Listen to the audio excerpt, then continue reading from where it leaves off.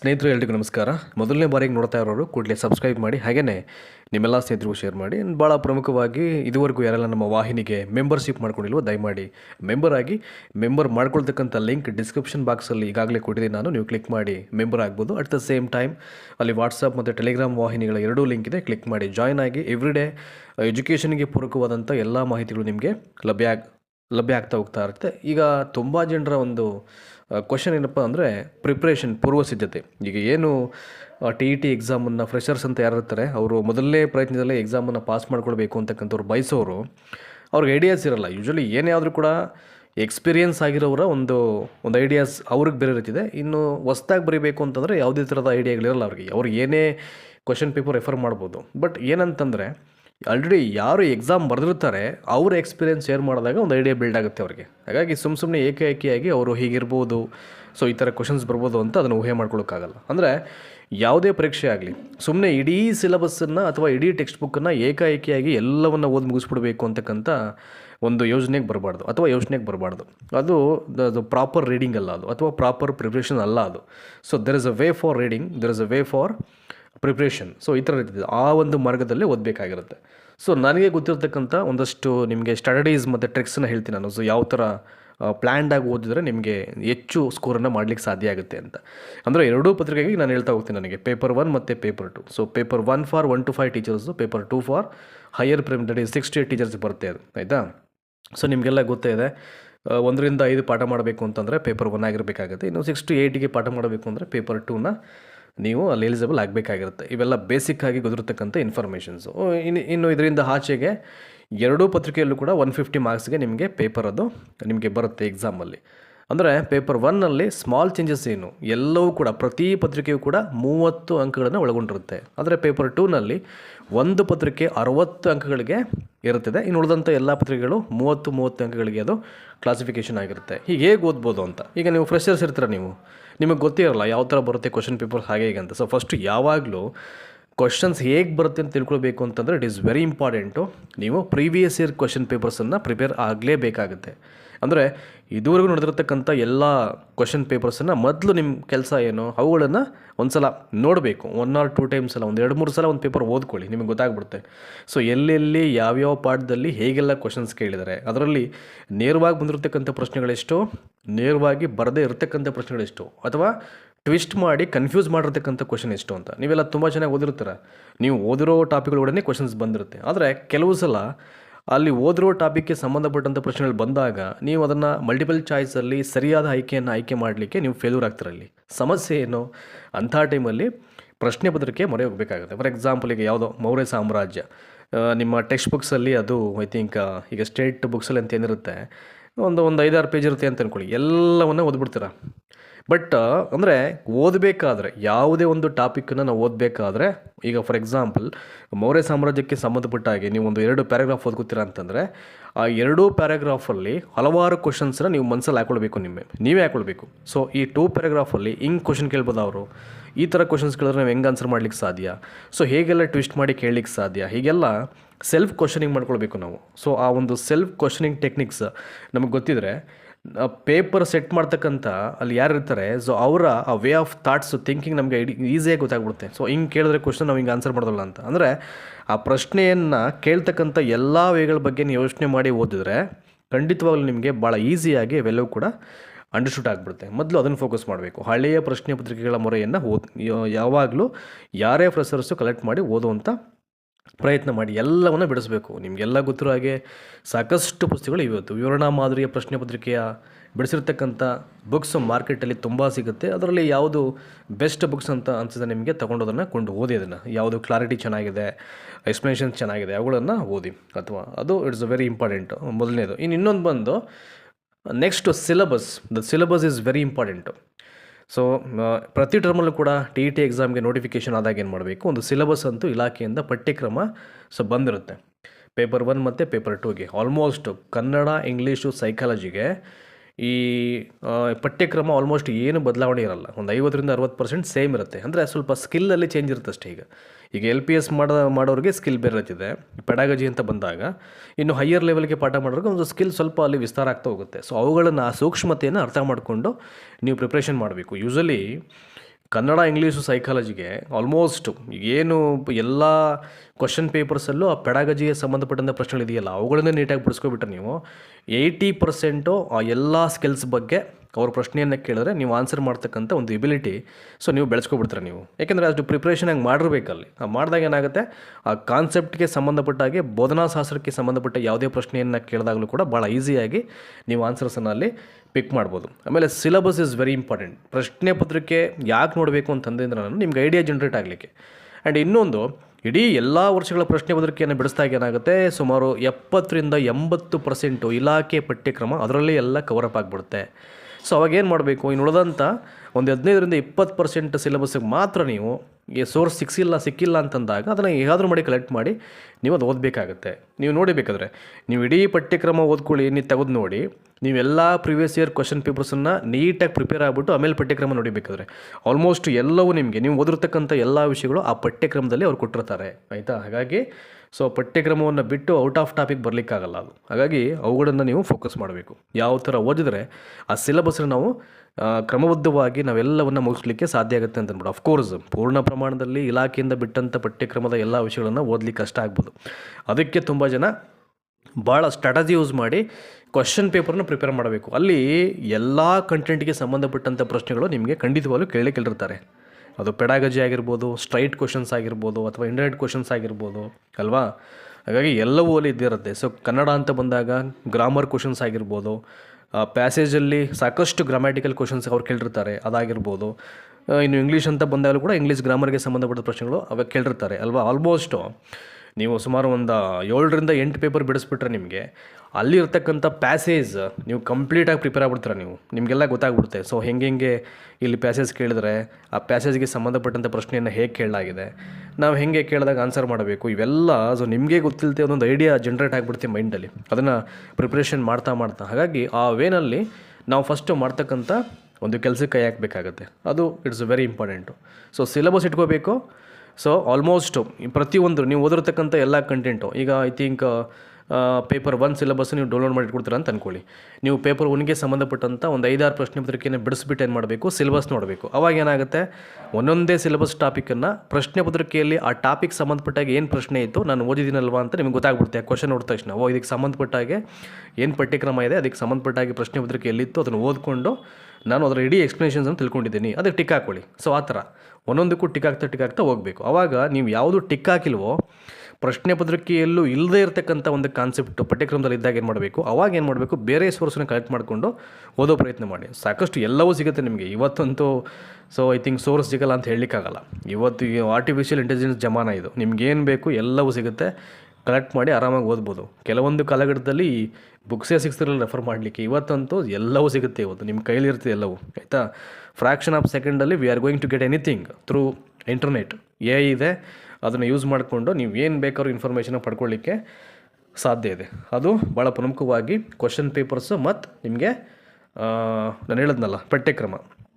ಅದಾದ ನಂತರದಲ್ಲಿ ತುಂಬ ಜನ ಯಾರೇ ಸಜೆಸ್ಟ್ ಮಾಡೋದು ಕೂಡ ನಿಮಗೆ ಸ್ಟೇಟ್ ಬುಕ್ ಸಜೆಸ್ಟ್ ಮಾಡಿದ್ರೆ, ಅಂದರೆ ಅಪ್ ಟು ನೀವು LPS ಆದರೆ ಆಲ್ಮೋಸ್ಟ್ ಐ ಥಿಂಕ್ ಹೆಚ್ಚು ಕಡಿಮೆ ಒಂದು 7ನೇ ತರಗತಿ ತನಕ ನೀವೇನು ಮಾಡಬೇಕು, ಟಚ್ ಮಾಡಬೇಕಾಗತ್ತೆ ಸ್ಟೇಟ್ ಬುಕ್ಸನ್ನು. ಅಪ್ ಟು 4ನೇ ತರಗತಿಯಿಂದ ಹಿಡಿದು 7ನೇ ತರಗತಿವರೆಗೆ ಆಲ್ಮೋಸ್ಟ್ ಎಲ್ಲವೂ ಕೂಡ ಕ್ಲಬ್ ಆಗಿರುತ್ತೆ. ಸೊ ಅದರಿಂದ ಹೊರಗಡೆ ಪ್ರಶ್ನೆಗಳನ್ನ ಕೇಳಲಿಕ್ಕೆ ಸಾಧ್ಯ ಇಲ್ಲ ಕೆಲವೊಂದು ಕ್ವಶನ್ಸನ್ನು.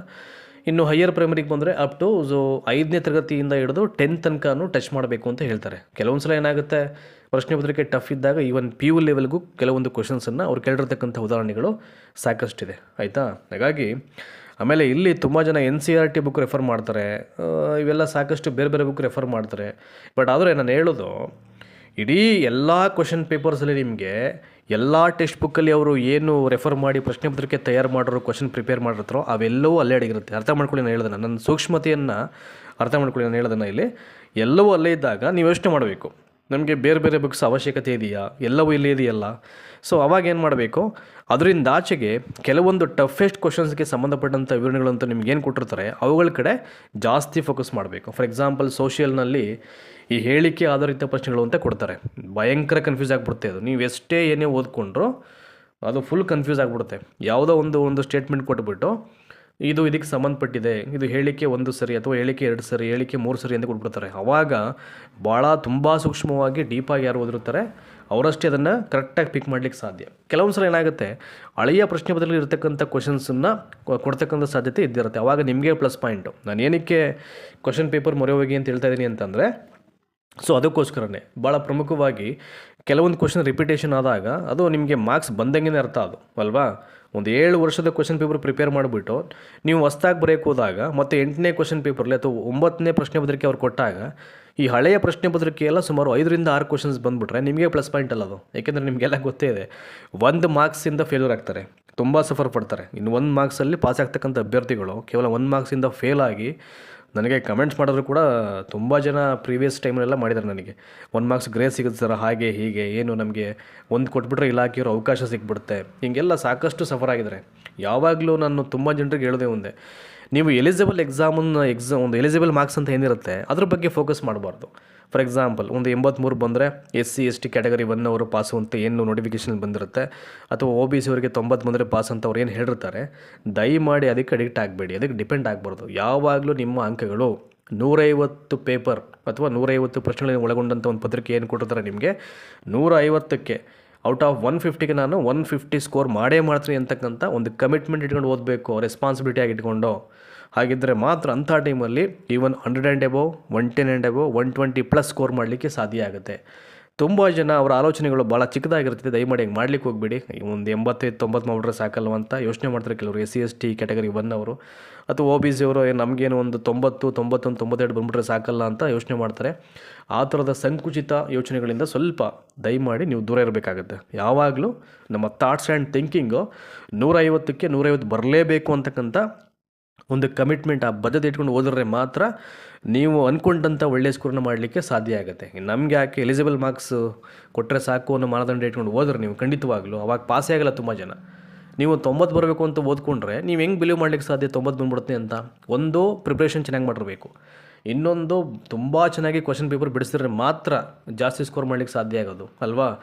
ತುಂಬ ಜನ ಬರೀ ಸ್ಟೇಟ್ ಬುಕ್ಸನ್ನು ಓದ್ಬಿಡ್ತಾರೆ, ಪ್ರಶ್ನೆ ಪತ್ರಿಕೆ ಅವ್ರು ರೆಫರ್ ಮಾಡೋದೇ ಇಲ್ಲ, ಅವ್ರು ಜಾಸ್ತಿ ಸ್ಕೋರ್ ಗೇನ್ ಮಾಡಲಿಕ್ಕೂ ಆಗಲ್ಲ, ಸಕ್ಸಸ್ ಆಗಲಿಕ್ಕೂ ಆಗಲ್ಲ. ಅವೆಲ್ಲ ಈ ಥರದ ಸಮಸ್ಯೆಗಳಾಗುತ್ತೆ. ಹಾಗಾಗಿ question papers are the best reference for upcoming TET examination R any TET examination. ಅವ್ರು ಯಾವಾಗಲೇ ಕಾಲ್ಫರ್ ಮಾಡಲಿ, ಅದು ಫಸ್ಟ್ ನಿಮಗೆ ಗೊತ್ತಿರಬೇಕು. That is very important factor ಅದು, ಆಯಿತಾ. ಹಾಗಾಗಿ ದಯಮಾಡಿ 150ಕ್ಕೆ 150 ಅಂಕವನ್ನು ನಾನು ತಗೊಂಡಿದ್ದೀನಿ ಅಂತಕ್ಕಂಥ ಒಂದು ಗುರಿ ಇಟ್ಕೊಂಡು ಬದ್ಧತೆಯಿಂದ ಓದ್ಕೊಂಡ್ರೆ ಮಾತ್ರ ನಿಮ್ಮ ನಿರೀಕ್ಷೆಗೂ ಮೀರಿ ಅಂಕಗಳನ್ನು ಗಳಿಸಲಿಕ್ಕೆ ಈ ಪರೀಕ್ಷೆಗಳಲ್ಲಿ ಸಾಧ್ಯ ಆಗುತ್ತೆ. ಇದು ನಿಮಗೆ ಒಂದು ಮುಖ್ಯವಾದಂಥ ವಿಚಾರ. ಆಮೇಲೆ ಇನ್ನೊಂದು, ದಯಮಾಡಿ ಈ TETಗೆ ಪರೀಕ್ಷೆಗೆ ಸಂಬಂಧಪಟ್ಟಂಥ ಯಾವುದೇ ಕ್ವಶನ್ ಬ್ಯಾಂಕ್ ಆಗಲಿ, ಅದು ಮೊದಲು ಕ್ವಶನ್ ಬ್ಯಾಂಕ್ ತೊಗೊಬಿಡಿ ನೀವು. ಅದು ಒಂಥರ TET ಕ್ವಶನ್ ಪೇಪರ್ ಇದ್ದಂಗೆ ಕ್ವಶನ್ ಪೇಪರ್ಸ್ ಬಿಡಿಸ್ಬೇಕು. ಆಮೇಲೆ TETಗೆ ಸಂಬಂಧಪಟ್ಟಂಥ ಕ್ವಿಜ್ಜಸ್ಸು ಯಾವುದೇ ವಾಟ್ಸಪ್ ಚಾನಲ್ ಬರಲಿ, ಟೆಲಿಗ್ರಾಮಲ್ಲಿ ಬರಲಿ, ದಯಮಾಡಿ ಅಟೆಂಡ್ ಆಗಿ ಆನ್ಸರ್ ಮಾಡ್ತಾಯಿರಿ. ನೀವೆಷ್ಟು ಕ್ವಿಝನ್ನು ತಗೊಂಡು ಬಿಡಿಸ್ತೀರೋ ನಿಮ್ಗೆ ಅಷ್ಟು ಪ್ಲಸ್ ಪಾಯಿಂಟು, ನೀವೆಷ್ಟು ಮೋಕ್ ಟೆಸ್ಟನ್ನು ತಗೊಂಡು ಬಿಡಿಸ್ತೀರೋ ಅಷ್ಟು ನಿಮಗೆ ಪ್ಲಸ್ ಪಾಯಿಂಟು, ಅಥವಾ ನೀವೆಷ್ಟು ಕ್ವಶನ್ ಬ್ಯಾಂಕ್ಸನ್ನು ಬಿಡಿಸ್ತೀರೋ ಅಷ್ಟು ಪ್ಲಸ್ ಪಾಯಿಂಟ್ ನಿಮಗೆ. ಸೊ ಈ ಕ್ವಿಜ್ಜಸ್ ಆಗಿರ್ಬೋದು, ಕ್ವಶನ್ ಬ್ಯಾಂಕ್ ಆಗಿರ್ಬೋದು, ಮೋಕ್ ಟೆಸ್ಟ್ ಆಗಿರ್ಬೋದು, ತುಂಬ ಹೆಲ್ಪ್ ಮಾಡ್ತಾರೆ ನಿಮಗೆ TET ಎಕ್ಸಾಮಿನೇಷನ್ಗೆ ಅಥವಾ ಯಾವುದೇ ಸ್ಪರ್ಧಾತ್ಮಕ ಪರೀಕ್ಷೆಗೂ MCQ ಇರ್ತಕ್ಕಂಥ ಪ್ರಶ್ನೆಗಳಿಗೆ ಈ ಕ್ವಿಜ್ಜಸ್ ಆಗಿರ್ಬೋದು, ಮೋಕ್ ಟೆಸ್ಟ್ ಆಗಿರ್ಬೋದು, ಕ್ವಶನ್ ಬ್ಯಾಂಕ್ಸ್ ಆಗಿರ್ಬೋದು, ತುಂಬ ನಿಮಗೆ ನೀಡೆಡ್ ರೆಫರೆನ್ಸ್ ಇವೆಲ್ಲವೂ ಕೂಡ. ಹಾಗಾಗಿ ದಯಮಾಡಿ ಅವೆಲ್ಲವನ್ನು ಯೂಸ್ ಮಾಡ್ಕೊಳ್ಳಿ. ಯಾವುದೇ ವಾಹಿನಿಯವರು ಪ್ರಿಪೇರ್ ಮಾಡಲಿ, ದಯಮಾಡಿ ಯೂಸ್ ಮಾಡ್ಕೊಳ್ಳಿ, ಆಯಿತಾ. ಅದಂತೂ ತುಂಬಾ ಹೆಲ್ಪ್ ಮಾಡುತ್ತೆ ನೋಡಿ. ಇದಿಷ್ಟು ಭಾಳ ಪ್ರಮುಖವಾದಂಥ ವಿಷಯಗಳು. ಅಫ್ಕೋರ್ಸ್ ನಿಮ್ಮ ಹತ್ರ ಸ್ಟೇಟ್ ಬುಕ್ಸ್ ಅಂತೂ ಇರಲೇಬೇಕಾಗುತ್ತೆ, ಎಲ್ಲ ಕಲೆಕ್ಟ್ ಮಾಡ್ಕೊಳ್ಳಿ. ಸಾಧ್ಯವಾದಷ್ಟು 4ನೇ ತರಗತಿಯಿಂದ ಹಿಡಿದು 10ನೇ ತರಗತಿ ತನಕ ಎಲ್ಲ ವಿಷಯಗಳ ಟೆಕ್ಸ್ಟ್ ಬುಕ್ಸನ್ನು ನೀವು ಹೇಗಾದರೂ ಮಾಡಿ ಕಲೆಕ್ಟ್ ಮಾಡಿ ಇಟ್ಕೊಳ್ಳಿ. ನಿಮಗೆ ಅದು ಕೂಡ ಒಂದು ಒಳ್ಳೆಯ ಸೋರ್ಸ್ ಅದು. ಹಾಗನ್ಬಿಟ್ಟು ಅವಷ್ಟೇ ಓದ್ಬಿಟ್ರೆ ಸಾಕಂತ ಕೇಳಬಾರ್ದು. ಯಾವಾಗಲೂ ಅದಷ್ಟೇ ಓದ್ಬಿಟ್ರೆ ನಿಮಗೆ ಸಾಕಾಗಲ್ಲ. ಯಾಕೆಂದರೆ ಅದು ಓದಿದಾಗ ಏನಾಗ್ಬಿಡುತ್ತೆ, ನಿಮಗೆ ಕ್ವಶನ್ಸನ್ನು ಹೆಂಗೆ ಕೇಳ್ತಾರೆ ಅಂತ ನಿಮಗೆ ಐಡಿಯಾ ಗೊತ್ತಾಗಬೇಕಲ್ಲ. ಅವಾಗ ಏನು ಮಾಡಬೇಕು, ಅದನ್ನು ಓದೋದು ಅಷ್ಟೇ ಅಲ್ಲ, ಅದ್ರ ಜೊತೆಗೆ ನಾನು ಆರಂಭದಲ್ಲೇ ಹೇಳಿದಾಗೆ ಪ್ರಶ್ನೆ ಪತ್ರಿಕೆ ಮೊರೆ ಹೋಗಬೇಕು. ಆವಾಗ ನಿಮಗೆ ಈ ಪ್ರಶ್ನೆಗಳನ್ನು ಹೆಂಗೆ ಟ್ವಿಸ್ಟ್ ಮಾಡ್ತಾರೆ, ಹೆಂಗೆ ಕೇಳ್ತಾರೆ, ನಾವು ಹೆಂಗೆ ಅದನ್ನು ಇದು ಗ್ರಹಿಸ್ಕೊಳ್ಳೋಕೆ ಸಾಧ್ಯ, ಆನ್ಸರ್ ಮಾಡಲಿಕ್ಕೆ ಹೆಂಗೆ ಸಾಧ್ಯ ಅಂತ ನಿಮ್ಗೆ ಅವಾಗ ಗೊತ್ತಾಗೋದು, ಆಯಿತಾ. ಸೊ ಇದು ಬೆಸ್ಟ್ ಟ್ರಿಕ್ಸ್ ಇವೆಲ್ಲವೂ ಕೂಡ. ಹಾಗಾಗಿ ದಯಮಾಡಿ ಏನು ಹೇಳಿದೆ ಒಂದಷ್ಟು ವಿಷಯಗಳನ್ನು ನೀವೇ ಪಟ್ಟಿ ಮಾಡ್ಕೊಳ್ಳಿ, ಅಥವಾ ನಾನು ಹೇಳೋದಕ್ಕೂ ಮೀರಿ ನಿಮಗೆ ಏನಾದರೂ ಐಡಿಯಾಸ್ ಇದ್ದರೆ ಅದನ್ನು ಒಂದಷ್ಟು ಪಾಯಿಂಟ್ಸನ್ನು ಆ್ಯಡ್ ಮಾಡಿಕೊಂಡು ಎಲ್ಲವನ್ನು ಬರ್ಕೊಂಡು ಆ ಮಾದರಿಯಲ್ಲಿ ಸರಿಯಾದ ರೀತಿ ಸಿಸ್ಟಮ್ಯಾಟಿಕ್ಕಾಗಿ ನೀವು ಓದ್ತಕ್ಕಂಥ ಒಂದು ಪ್ರಯತ್ನ ಮಾಡಿದ್ರೆ ಮಾತ್ರ ಇಲ್ಲಿ ಸಕ್ಸಸ್ ಆಗಲಿಕ್ಕೆ ಸಾಧ್ಯ ಆಗುತ್ತೆ. ನಿಮಗೆಲ್ಲ ಗೊತ್ತೇ ಇದೆ, ತುಂಬ ಜನ ಏನೂ ತಲೆ ಕೆಡಿಸ್ಕೊಳ್ದೆ ಜಸ್ಟ್ ಕ್ವಶನ್ ಪೇಪರ್ಸನ್ನು ನೀಟಾಗಿ ರೆಫರ್ ಮಾಡಿಕೊಂಡು ಪ್ರತಿಯೊಂದನ್ನು ಅರ್ಥ ಮಾಡಿಕೊಂಡು ಈ ಕ್ವಶನ್ ಯಾಕೆ ಇಲ್ಲಿ ಕೇಳಿದರೆ ಇದಕ್ಕೆ ಹೆಂಗೆ ಆನ್ಸರ್ ಮಾಡಬೇಕು, ಯಾವ ಥರ ಎಲ್ಲಿಂದ ಇದನ್ನು ತೊಗೊಂಡಿದ್ದಾರೆ ಕ್ವಶನ್ಸನ್ನು, ಹೀಗೆಲ್ಲ ಅವ್ರದ್ದೇ ಆದಂಥ ಒಂದು ಮೈಂಡ್ ಸೆಟ್ಟಲ್ಲಿ ಥಿಂಕ್ ಮಾಡಿ ಕ್ರಿಟಿಕಲ್ ಆಗಿ ಅನಲೈಸಿಸ್ ಮಾಡಿ ಬರೀ ಕ್ವಶನ್ ಪೇಪರಿಂದನೇ ಒಳ್ಳೆ ಸ್ಕೋರ್ ಗಳಿಸಿರ್ತಕ್ಕಂಥ ಒಂದು ಅಭ್ಯರ್ಥಿಗಳು ಸಾಕಷ್ಟು ಜನ ಇದ್ದಾರೆ. ತುಂಬ ಜನ ಕಷ್ಟಪಟ್ಟು ಓದಿರೋರು ಪಾಪ ಸ್ಕೋರ್ ಮಾಡಲಿಕ್ಕಾಗಿಲ್ಲ, ಫೇಲ್ಯೂರ್ ಆಗಿಬಿಟ್ಟಿದ್ದಾರೆ ಆಯಿತಾ. ಹಾಗಾಗಿ ತುಂಬ ಜನ ತುಂಬ ಒಳ್ಳೆ ಟೈಮ್ ಟೇಬಲ್ ಹಾಕ್ಕೊಂಡು ಓದಿರೋರು ಕೂಡ ಕೇವಲ 95, ಒಂದು 93, 91, 83, 84 ಹಿಂಗೆಲ್ಲ ತಗೊಂಡಿರೋರು ಇದ್ದಾರೆ. ಹಾಗಾಗಿ ದಯಮಾಡಿ ಇಲ್ಲಿ plan is very important, strategies is very important, tricks is very important ಇಲ್ಲಿ ಆಯಿತಾ. ಅವುಗಳ ಕಡೆ ಫೋಕಸ್ ಮಾಡಬೇಕು ಆಯಿತಾ. ಯಾಕೆಂದರೆ ಸಾಕಷ್ಟು ಟೈಮ್ ಇದೆ ನಿಮಗೆ. ಆಮೇಲೆ ಪ್ರತಿದಿನ ರೆಗ್ಯುಲರ್ ಪ್ರಾಕ್ಟೀಸ್ ಇರಬೇಕು. ಈಗ ಒಂದು 3 ದಿನ ಓದ್ಬಿಟ್ಟು ಮತ್ತೆ 3 ದಿನ ಗ್ಯಾಪ್ ಮಾಡುವಂಥದ್ದು, ಅಥವಾ ತಿರ್ಗಾ 3 ದಿನ ಗ್ಯಾಪ್ ಮಾಡಿ 4ನೇ ದಿನ ಎಗೇನ್ ಓದುವಂಥದ್ದು ಹಂಗೆಲ್ಲ ಮಾಡಬಾರ್ದು.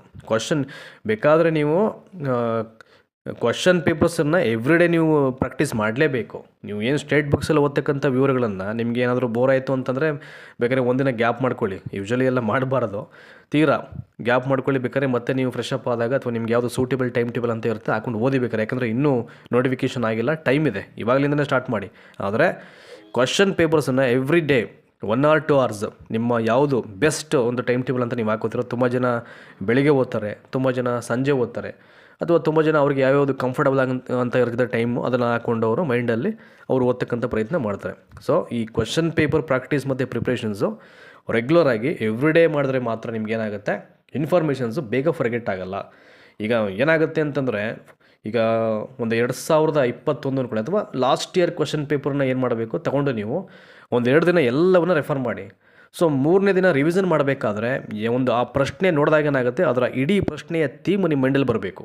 ಆಗ ಬಂತು ಅಂತ 100% ಏನಾಗುತ್ತೆ, ಈವನ್ ಟಿಲ್ ಎಕ್ಸಾಮ್ ತನಕ ಅದು ಆ ಇನ್ಫಾರ್ಮೇಷನ್ ನಿಮ್ಮ ಮೈಂಡಲ್ಲಿ ಹಾಗೆ ಸ್ಟೋರ್ ಆಗಿರುತ್ತೆ ಅದು ಆಯಿತಾ. ನಿಮ್ಮಿಂದ ಅಳಿಸೋಗ್ತಕ್ಕಂಥ ಸಾಧ್ಯತೆ ಯಾವಾಗಲೂ ಕೂಡ ಇರೋದಿಲ್ಲ ಅದು. ಸೊ ಆ ರೀತಿಯಲ್ಲಿ ಪ್ರಿಪ್ರೇಷನ್ ಆಗಬೇಕು.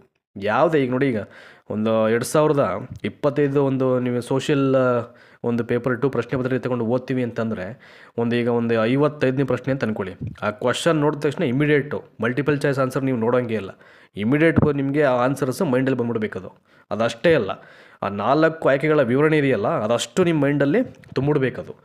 ಆ ಲೆವೆಲ್ಗೆ ನೀವು ಪ್ರಾಕ್ಟೀಸ್ ಮಾಡ್ತು ಅಂತಂದರೆ ನಿಮಗೇನು ಪ್ರಾಬ್ಲಮ್ ಆಗೋಲ್ಲ. ಈಸಿಯಾಗಿ ಎಕ್ಸಾಮಲ್ಲಿ ಒಳ್ಳೆಯ ಸ್ಕೋರ್ನ ಗೇನ್ ಮಾಡಲಿಕ್ಕೆ ಸಾಧ್ಯ ಆಗುತ್ತೆ. 2 ಪೇಪರ್ಗೆ ಮಾಡಿ, ಪೇಪರ್ 1ಗೂ ಇದೇ ಮೆಥಡ್ ಯೂಸ್ ಮಾಡಿ, ಪೇಪರ್ 2ಗೂ ಇದೇ ಮೆಥಡ್ ಯೂಸ್ ಮಾಡಿ. ಆಮೇಲೆ 4 ಆಯ್ಕೆಗಳ ವಿವರಣೆ ನಿಮ್ಮ ಮೈಂಡಿಗೆ ಬರಬೇಕು ಅಂತಂದರೆ ಆವಾಗಲೇ ಹೇಳಿದ್ನಲ್ಲ, ಸೊ ವಿವರಣಾತ್ಮಕ ಪುಸ್ತಕಗಳು ಅಂತ ಸಾಕಷ್ಟು ಬರ್ತವೆ. ಈಗ ಪ್ರತಿಯೊಂದು ಪ್ರಶ್ನೆ ಪತ್ರಿಕೆಯನ್ನು ಬಿಡಿಸಿರ್ತಕ್ಕಂಥ ಅದ್ಭುತವಾದ ಬುಕ್ಸ್ ಇವೆಲ್ಲ ಇದ್ದಾವೆ. ಈಗ ಇವ್ರದ್ದು ಸಂಜೀವ್ ರಾಯ್ಕರ್ ಸರ್ದಾಗಿರ್ಬೋದು, ಲಕ್ಷ್ಮಣ್ ಗಡೇಕರ್ ಸರ್ದಾಗಿರ್ಬೋದು, ನೋಡಿ ಇವೆಲ್ಲ I think best books for reference. ಇವೆಲ್ಲವೂ ಕೂಡ ಓದಲಿಕ್ಕೆ ಭಾಳ ಚೆನ್ನಾಗಿದೆ ಅವ್ರದ್ದು ವಿವರಣಾ ಶೈಲಿ.